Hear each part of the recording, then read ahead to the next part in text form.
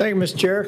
Mr. Long, thank you for being here. Congratulations on your nomination. A question that I have relates to the employee retention tax credit. You and I talked about a little bit about this in the office. Thank you for the amount of time you spent in there. I intend to support your confirmation. I hate the employee retention tax credit because it's been abused. It's been abused so much that we have come up with this construct of a fake pay for on tax bills where the recovery of fraudulent claims will be used to offset future tax policy. The problem with that is that we passed this bill when we thought that this economy was going to go into the tank because of COVID.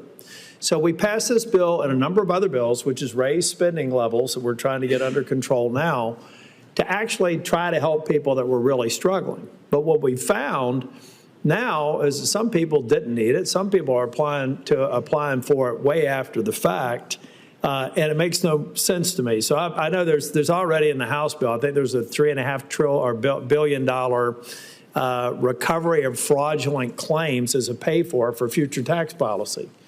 I actually believe that we should end it. So my question for you, do you think we should end the employee retention tax credit?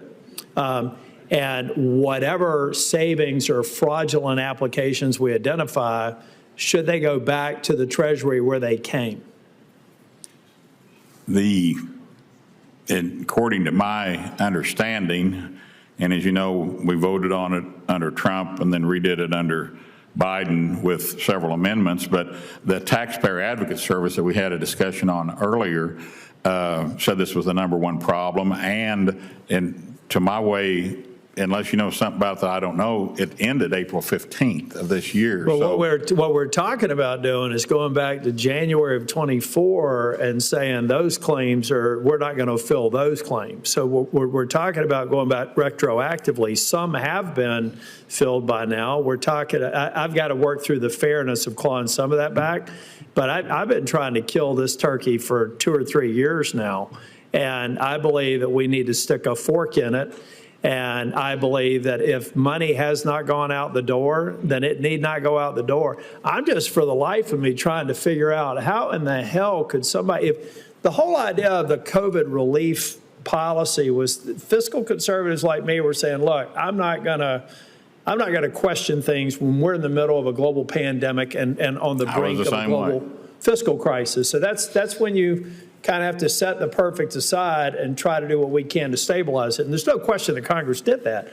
But this just looks to me like I want to stick a fork in it. I want to end it. It looks like the House bill has the claims back to 2024 that haven't been played out or potentially claw them back. Do you have any concerns with that proposed policy out of the House?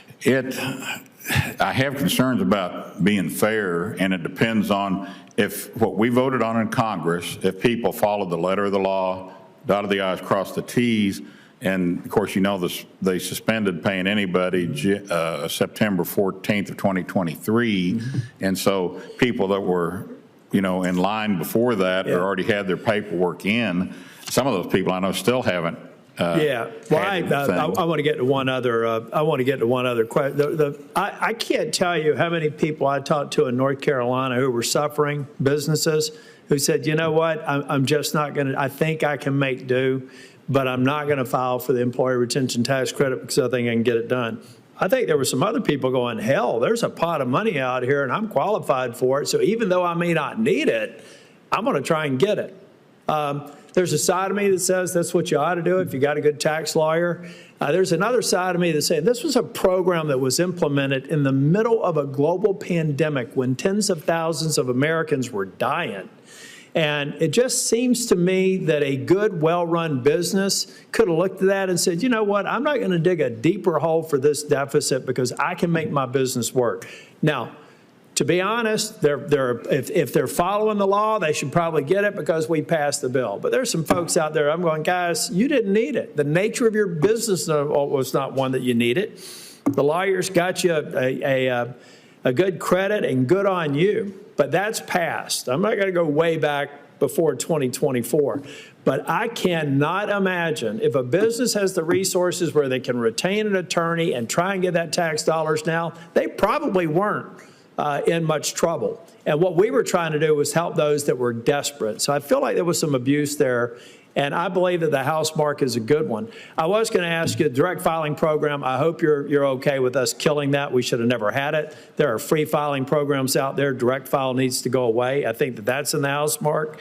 That is good news. And I wanted to talk to you about some of my concerns with the president's priorities on non-pro-growth tax policy, but I'll just submit them for the record. Thank you. Okay. And I never did give my wife that sandwich.